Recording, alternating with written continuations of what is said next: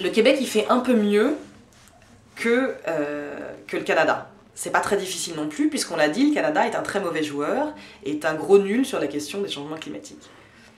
Donc, le Québec s'est tout récemment engagé à réduire ses émissions de gaz à effet de serre de moins 20% sous le niveau de 1990 à l'horizon 2020.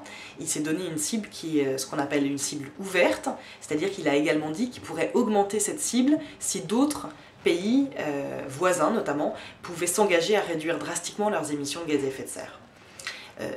C'est une nouvelle intéressante dans la mesure où c'est un premier pas de la part du Québec pour aller dans le bon sens. Reste que on a beaucoup parlé d'un leader en Amérique du Nord, c'est vrai, c'est la meilleure cible qu'on ait en Amérique du Nord au Québec, mais l'Amérique du Nord, ça n'est pas un bon exemple, c'est loin d'être un leader au niveau mondial. Donc quand on se compare au reste du monde, finalement le Québec a une cible assez peu ambitieuse et c'est donc assez décevant.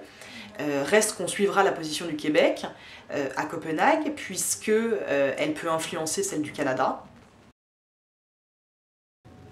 Kyoto Plus, c'est la campagne nationale pour vous faire bouger le Canada sur la question des changements climatiques.